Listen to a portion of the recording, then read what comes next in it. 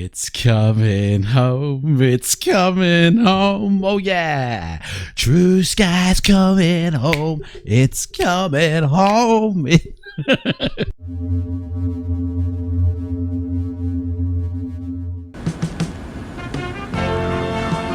now, 2586.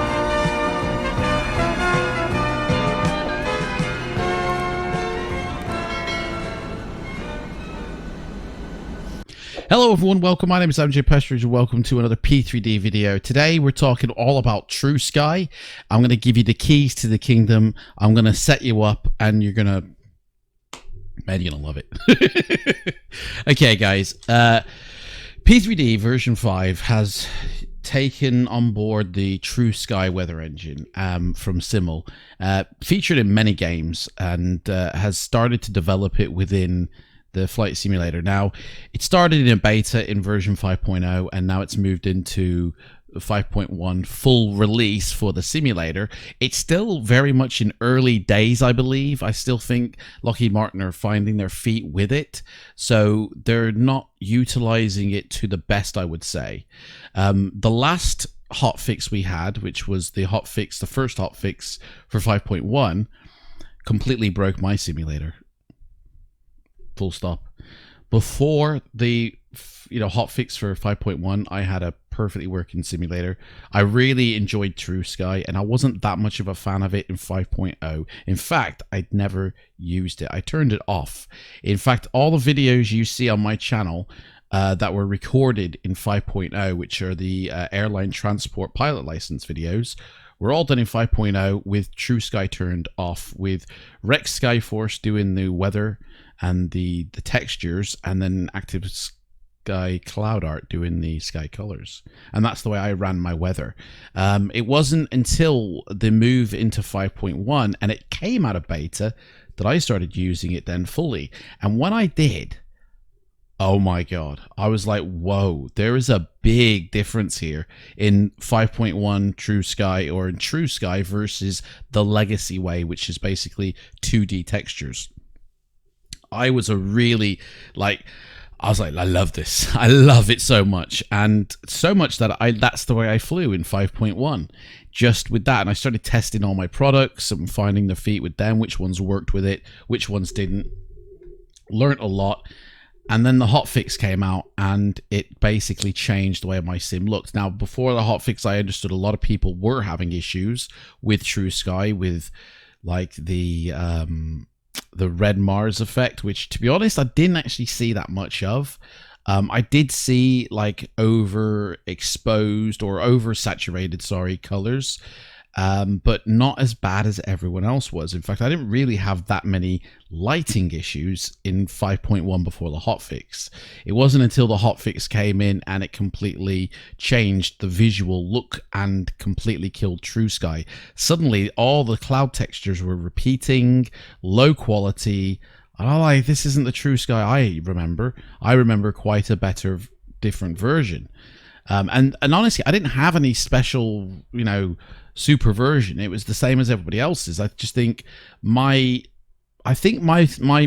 setup was probably better calibrated than other people's realized, and that's what we're going to get in today. We're going to get into properly calibrating your setup for me handing you these files, because I can't just hand them to you and then you go put them in your sim, because it will crash. Your GPU will bite it if you don't know what you're doing. It's a bit of a process, and I asked for your patience in this video and that you watch this entire video to truly understand what I'm giving you. Because if you just take the values that I'm going to give you and you just put them into your sim without realizing what you're doing, you're going to break your GPU and crash your driver. So please watch everything in this video, and only those people that fully take every step that I talk about in this video will see the results that I've been posting in pictures and videos for the last week. Okay, if you skip steps, if you go, I don't need to do that, you will not get the same results as I have. You will get different results, okay? It really does depend on you following full instructions, okay? And having the patience to do that, And I'm really sorry if this video is longer than 15 minutes. So let's get into it. The first thing you're going to need to do is head into the taskbar and type the word color in, because I bet you any money not everybody is running the correct color profile for their monitor, and probably a big reason as to why things do not look as they should on your monitor, and why people are complaining about, you know, the skies are really red and and all this, right? Mars and whatever. And it's most likely because you haven't actually profiled your monitor to your computer yet. Now, the importance of doing this is so colors look accurate to what they should, to what your computer expects, to what your display is saying to your eyes, okay? If you're running an incorrect color profile, then colors aren't going to display correctly. They're going to be either oversaturated, underexposed. You're going to have all sorts of problems, okay? Now, I can't stress the importance of, you know, not skipping steps, okay? I have done a video where I talk about and I go through the GPU settings and I go through the other Windows settings, and I don't really want to repeat myself here. I'm trying to keep this video short, so please go watch that video and set yourself up for coming to here right now, and come back when you finish watching that video and that you're all set up correctly, okay? And we'll continue. So color management, very important thing. Photographers, you know what I'm talking about, guys. We've all been here. I use a 4K HDR monitor, therefore I'm on a wide gamut because my monitor can take advantage of a wider gamut. And gamut is basically just a color profile match, you know, of what's possible. Okay, it's a range basically. So your monitor can do a certain range between X and, you know, Z totals. My monitor can do a wider one because it's a 4K HDR, therefore it has access to a lot more colors. So I therefore use the wide gamut RGB. If you have a 4K HDR monitor, I implore you to choose the wide gamut RGB. You'll be set up. Now, I have another monitor which I've removed the profile for so I can show you now, but I've been having a lot of problems with that, to be honest. It hasn't been color correctly matched for the right profile, and that's because I've basically been wanting to demonstrate this exact thing. I've been having a lot of trouble in my Discord because of it, even on stream because of it, and it's basically down to this. If I swap over, I have two monitors. If I swap over to my other one, it has no color profile. We need to add one. So here is basically a list of profiles. Now, most likely that your monitor, you've probably, if it doesn't have one here, if it does, it most likely is Adobe RGB 1998. That is a very old color profile from the 90s. Not made for HD screens either, made for CRT. Another one you might actually see, or what you should see, is this one, the SGB IEC 2.1. That is actually more correct for HD monitors than the Adobe RGB, and it is the red, green, blue you want. Photographers, I remember using the Pro Photo RGB to match my colors. And you might be thinking, dude, why the hell are you talking about this, right? Well, to be honest, it's very important to be able to match the color that you're seeing on the screen to what your eyes are expecting to see from what the person, like the developers, have said, this is what we want you to see. So when you take a picture on a camera and you put it on your PC and it's being displayed on the monitor, you're seeing a certain color profile. You're seeing reds as a certain shade of red, and you're seeing white and black as a certain shade of, you know, white, black, and gray. When you go take that to a printer, they've got a completely different profile.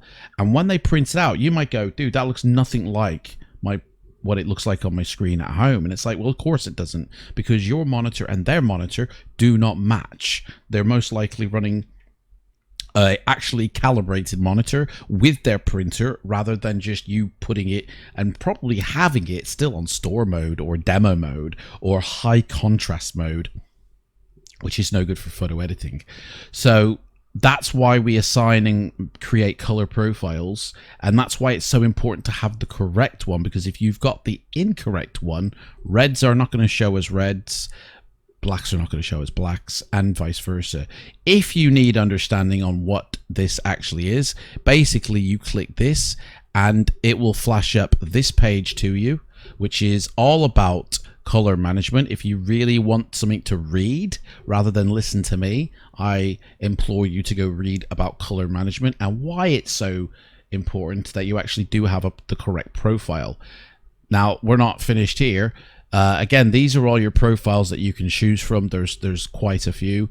I used to actually make my own as well when I had a printer that I would calibrate with my printer as a photographer. But click the advanced tab. We actually need to calibrate your display to make sure that it's displaying the correct shade of white. So click calibrate display and you will have this pop up. Now here we go. This basically tells you what you need to select in the next screen. You need it to look like this. So we click on, and that's what it looks like, to be honest. I could actually, you know, change it slightly, but basically what it did look like, reset it, is good. There we go. We can move on. We don't want to skip the brightness here or the contrast adjustment. Again, I've already been through all this, so it's most likely going to be accurate. But basically, this is what we're going for. Okay, if this is displaying correctly on the screen for you, you're going to see barely a sort of dark X here, barely, and then you're going to see the white on black shading of different blacks on black as well. And you should just be able to see, I mean, it actually tells you really what looks good. And when we click over, that is exactly what it is. Now, basically, you're going to be using the your display monitor and the controls on your remote control to make sure that this actually matches correctly, because you're matching to your color profile.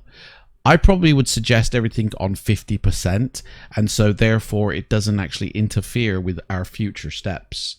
But basically, yeah, if you see this X way too high, then it's too overexposed, and it's going to overexpose your simulator.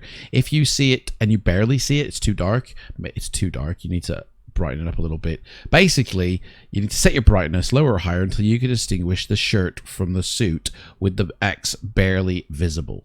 Okay, and that's when you'll be using the brightness and all that on your remote control. And again, same with this. This is what looks good here, good contrast. And it's best to do this not in an overly bright room, but in a sort of an average bright room. Because when you do this in the pitch black of night and you do it in the daylight, it's going to come out different results. So do it as an average sort of time. Make sure you perhaps haven't got major fluorescent lighting above your display, you know, that you've got soft ambient lighting in the room. But basically adjusting your contrast again to make sure you don't lose any, it doesn't basically do a whiteout completely. This looks fine to me, so I can carry on. Shades of gray here, you're looking for a neutral gray, making sure that they're not too red, they're not too purple, they're not too green. And we move over, and yes, that's a perfect shade of gray. If it's a bit blue, you know, it'll probably look like this or something. Or if it's a bit different color, it'll look odd to you. So you want it to look basically gray, no color casting in it. There we go. Now we can actually check previous calibration versus current. I don't really need to, because you know, it's basically tuned in. So there we go. I can finish to make sure that the text actually appears correct as well. So we'll finish on that. And probably best to go through this if you haven't already done this on your PC. I've already done this on my PC. So that's basically that. Now, on here, I've got my system default, the wide gamut RGB, and your system default should be what you placed inside this box here. So that's what you should select, and basically you would just normal, you know, profile for our sRGBB viewing conditions, basically, and that's going to compensate for any ambient lighting, and that's basically the full color calibration done on your monitor. If you followed my other video as well, you've actually set yourself up now for having everything correct. One more thing to go. We actually now need to set you up with the sim. And you might be thinking, dude, just give me the bloody CFG file. I know what I'm doing. Well, it's important to do this, to be honest. It's important to have everything you need, because if I just give you the CFG file, you're color might be off. You might have overexposed clouds or underexposed clouds if you're not set up with the correct brightness, because to be honest, you have to copy again my chase plane settings and my CFG settings if you're going to use this accurately, and you're gonna want to use it like you've seen it in my videos. Okay, so please have some patience. Yeah.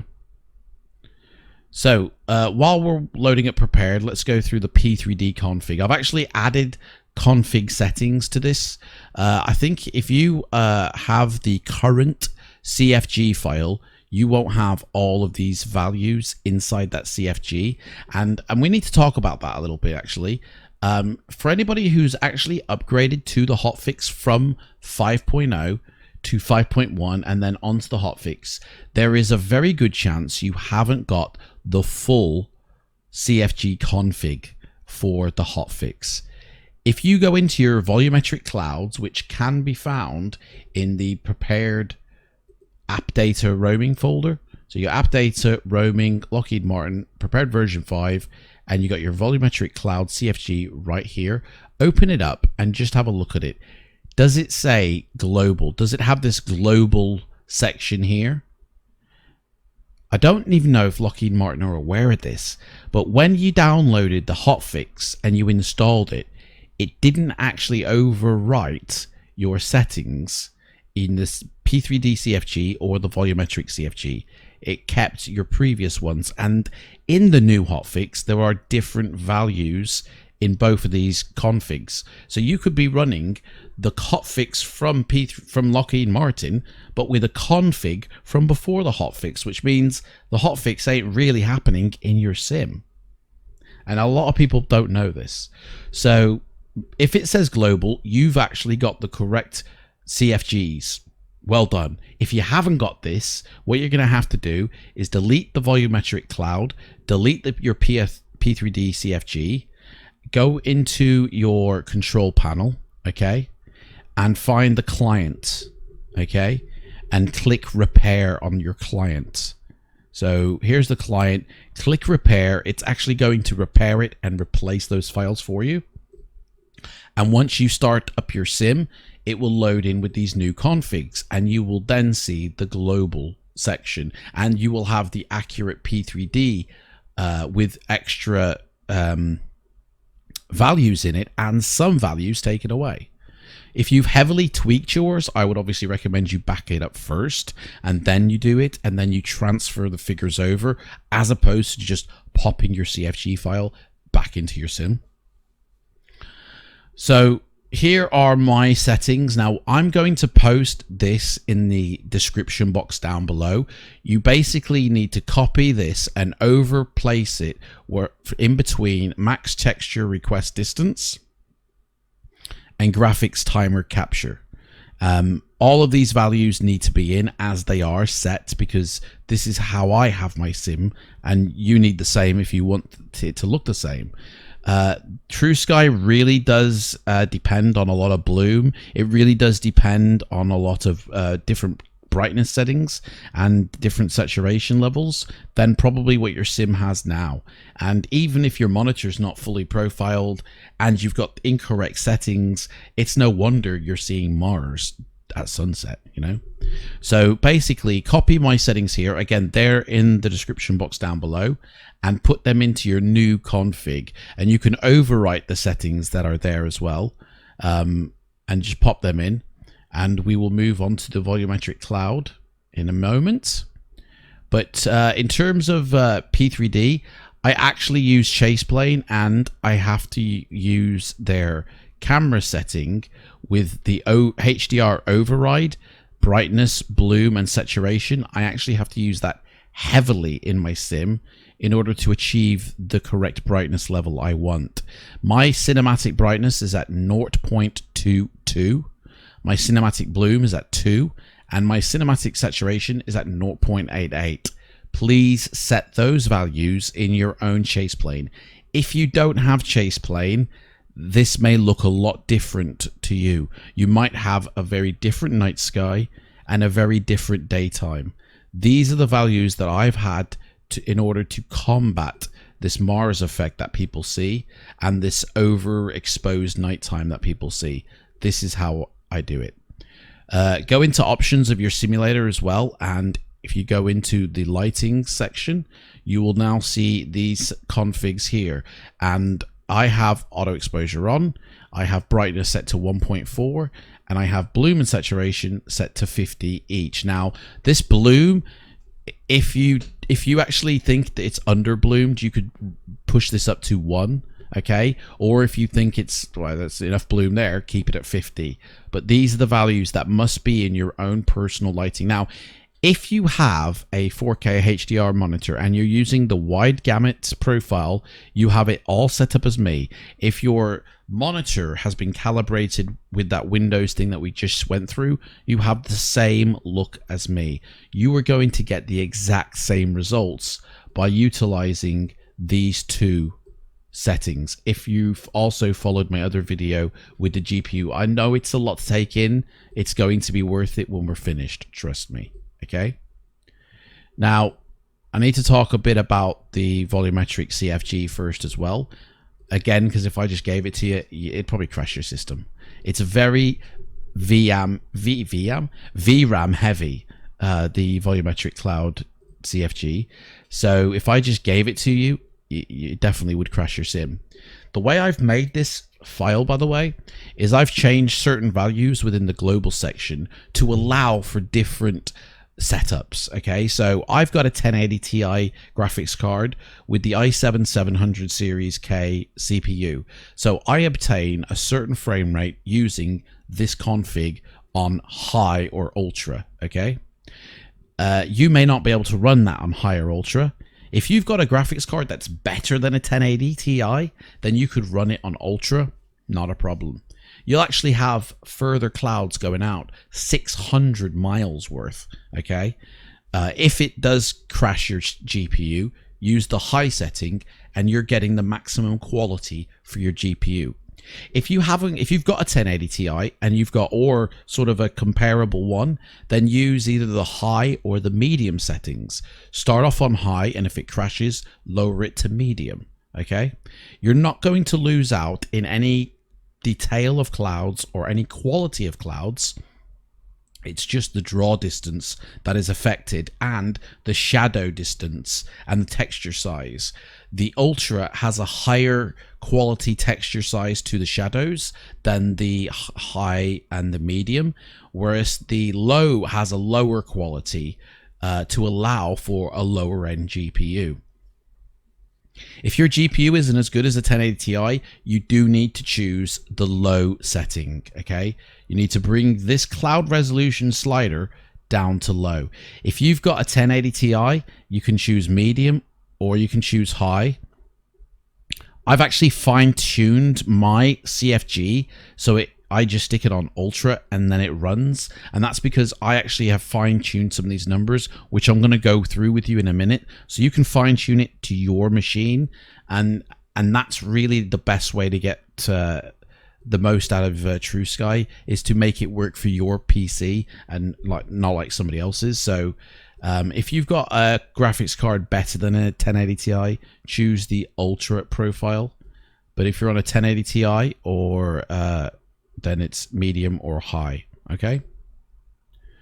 So looking at the volumetric cloud CFG, and basically what I'm going to do is I'm going to say open up your cloud volumetric CFG. We're going to change the numbers as we go. Like, I'm not going to give you a CFG file as such. I'm just going to say here is the numbers and here is the lines you need to alter. So starting with the render grid XKM. Right, now that is basically, Truesky is a grid system, okay? It's based on squares. That's why you see waffles in the sky when you look down, because that's how it renders it off. It renders it in squares, and the clouds form around these squares, like. But when you go up high enough, you're still going to see the grid, because that's the way Truesky works. And there's really no way around it. It's the way it's made. The only way what you can do to combat it is try and mask it with mist and other layers of cloud, and that's really the only way. So for the X kilometer, That's basically how high, I believe it is, that the square grid will go. So obviously we don't want, you know, towering clouds, because this is a global setting. This doesn't like only affect the column nimbus range, it affects all the cloud types. And Lockheed Martin have given us 4 different cloud types. We've got column nimbus, cirrus, stratus, and cumulus. And if anything you do in this global menu affects all 4 at the same time. So if these numbers are anything higher than 0.3, man, you've got towering clouds, okay, as opposed to flattened clouds. So that's why I've given it 0.15 for a very good PC, 0.3 that should say, actually, not 2. 0.3 for a medium and high, and then 0.2 for a low-end graphics card. Save that. Now the Z section is basically how far out does this grid go? How big are these squares? So if you have them, you can have them actually quite big. The values here go up to something like 20 miles. So you could have a 20-mile square. Now, you would not see any waffling going on, but you would see a cloud barrier form around you, and it would look ridiculous. So I've had the grid go off to 3 miles around the plane, or 3 miles in every direction from where it starts. And that seems to be the sweet spot. It really does. Anything higher and you begin to see the clouds as a wall as opposed to as bunched up fluffiness. And if it's too low, they just look like waffles in the sky, but bunched up waffles. Like, it literally just looks like a waffle. Cloud resolution pretty much speaks for itself. These are the resolution of the textures of the cloud. 512 for a low-end machine, 1024, which is the Truesky recommendation, and then if you've got Ultra, 2048. Now, if you're using the Ultra and it still crashes, lower that number down to 1024. Okay. Ideally, you could have all of these set to 1024 and then slide your draw distance up and down. But this is the one you would change to get rid of those pixelated clouds. Everybody who's been complaining about pixelation, it's these details. I think their P3D's default for Truesky is 512. So it's basically, if you're not running a very good GPU, that's what you're going to have to stick with, I'm afraid, until you upgrade. Maximum cloud draw distance, basically, that's what this is. The Microsoft simulator boasts that they create 600 miles around the aircraft of scenery, so I've chosen 600 miles for the Ultra card. I use a value of 400, which I've sort of changed these values all across the board to 400, so no matter what setting I choose, the same cloud draw distance is going to apply. But if you're on a low-end PC, you'll see 100 miles of cloud detail going off, and it goes off to the horizon even at 100 miles. You know, basically active sky, like, everybody uses active sky between 90 miles to 120 miles. Not many people will actually advance that further than 120 because it just completely bites the computer with performance.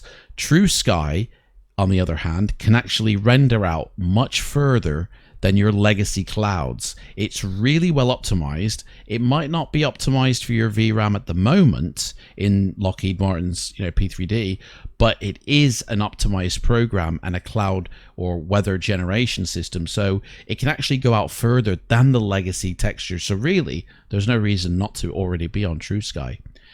These num slices, I've messed around with various ones. This is basically, do you know how you'll see rows of clouds, right? This seems again to be the sweet spot. If you increase this number, it can actually go up to anything. I think it's like 100 or 288. It can go up to any value up to that number. But once you go up to those numbers, you're really putting smaller slices together and it doesn't actually look good. Whereas if you limit those slices down to closer to, you know, I think the lowest value you can have is 20, then it actually looks better quality.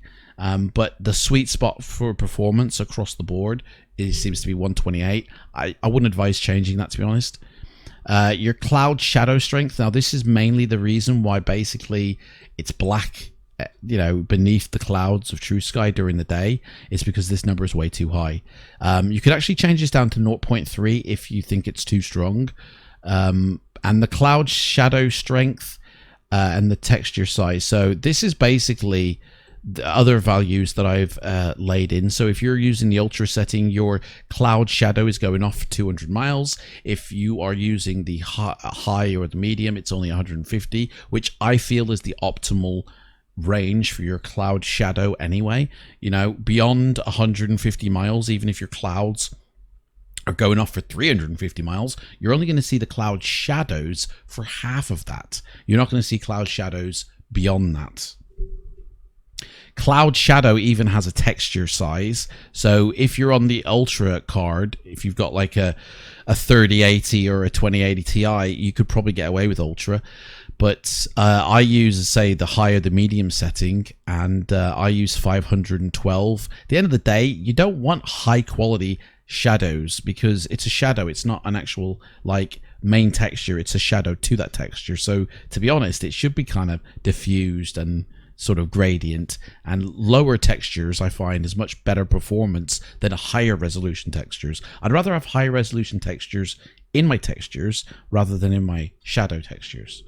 Crispier ray strength. This is basically the God ray strength. I think this value can go up to 1, from 0.1 to 1.0, and I find that the sweet spot lies between 0.6 and 0.8.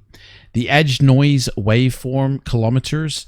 This is basically the clouds, the edges of the clouds. How far does that wispiness go out for from the edge of the cloud? I've got it going over 4 miles, okay? I find that over 3 miles is the sweet spot for the edge noise. It only applies to edge noise. So if you like really wispy clouds, you could increase this even more. Whirly texture size is basically the texture size of that edge noise wavelength. It's the actual, even that has its own texture, right?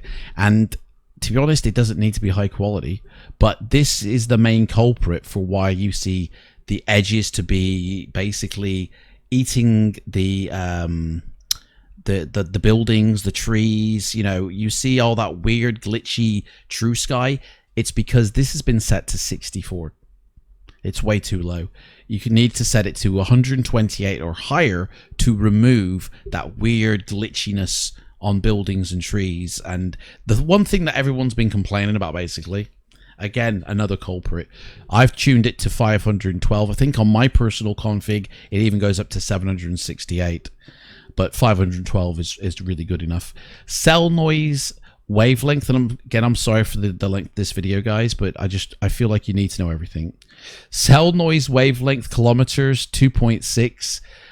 That's more to do with the grid noise, and I find anything over 2 miles is better. Anything beyond 3.5, and it just looks like Microsoft with a pixelated mess, basically, instead of a cloud.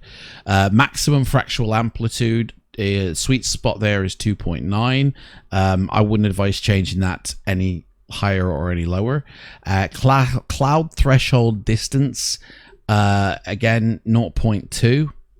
And now, okay, moving on, right? So there's 4 different cloud layers, okay? Or 4 different cloud types, sorry, inside Truesky. And I'm literally just going to highlight each category, allow you to pause the video so you can actually get those numbers and then move on, rather than try and, you know, explain about each one. But I will say there is some of these numbers that is probably more what you actually want to going to know what they do, to be honest. You actually want to know. So there's some that are obvious, like edge sharpness is to do with crisping up the edges, you know. Churn is how much of the sort of the upturn is, okay. So how much will it woof from the bottom? I find anything over 3 it just looks ridiculous. EdgeWhirly noise ties exactly into that cell noise and the edge noise and the whirly texture, they are tied directly to that. So the more you pump up this, the more wispy clouds you'll also get on this particular set on Cumulus only, which means you can really customize your clouds. Bass noise basically is how much noise, and noise basically means like the cloud goes off in all sorts of different directions to create a kind of blur on it, okay? And that's basically what that is. There's also an upper one as well as the lower one, which is the whirly noise and whirly scale. That's the upper one.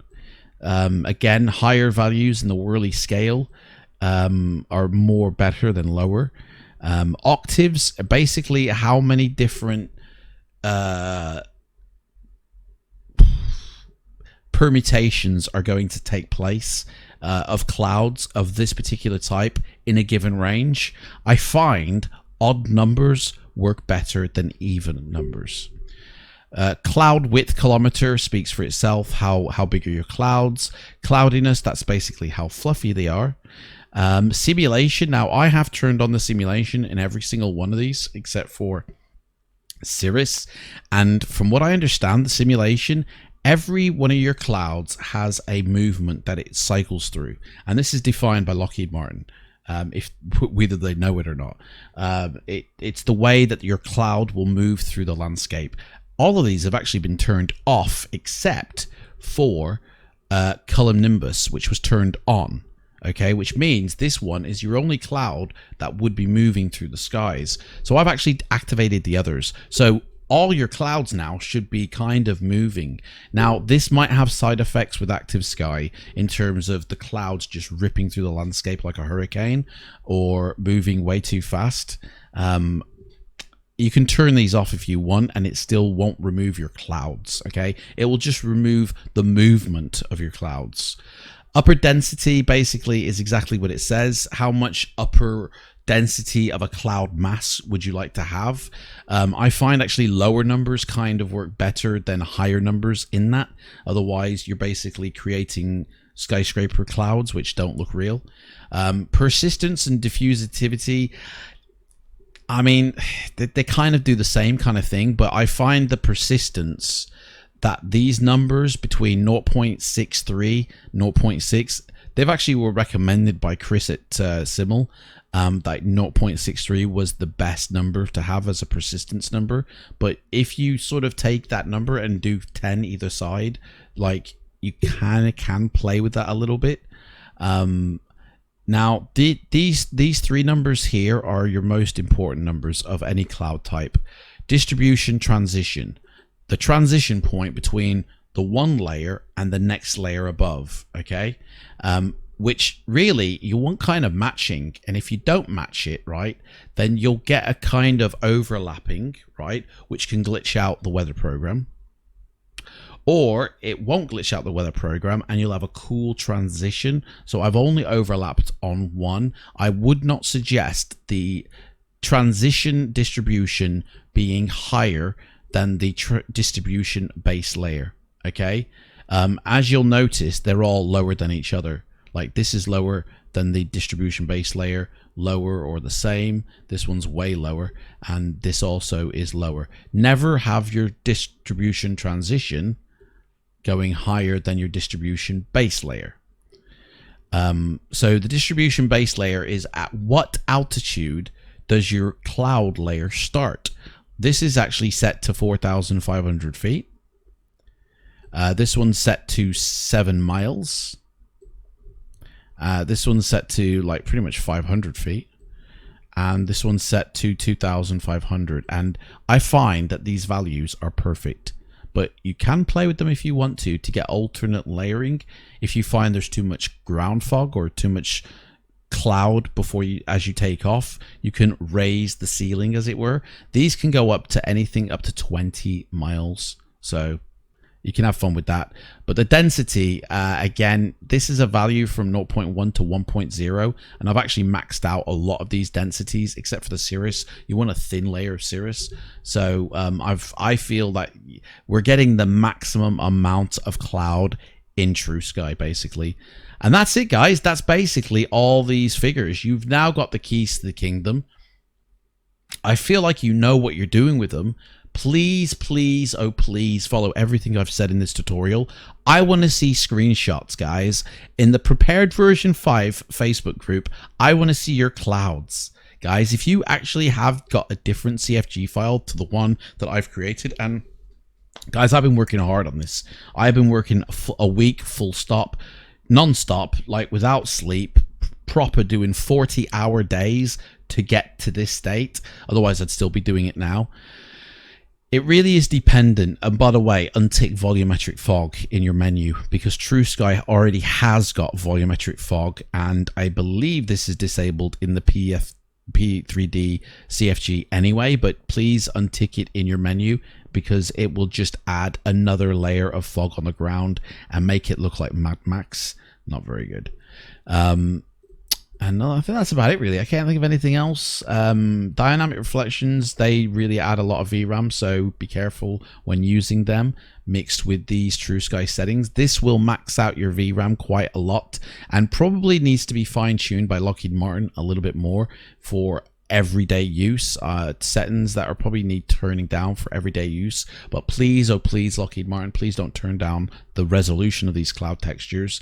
You really honestly can't run these in 4K. Don't try, you'll crash your GPU no matter what GPU you have got. Truesky Sim will recommend the 1024 anyway. I recommend that. 2048 if you've got like a 30 series card or a really good beast of a PC, you can try it, but you will find that you will max out your GPU at some point. Guys, have fun, take care. I want to see the pictures, please, and I love you all. All right, bye-bye.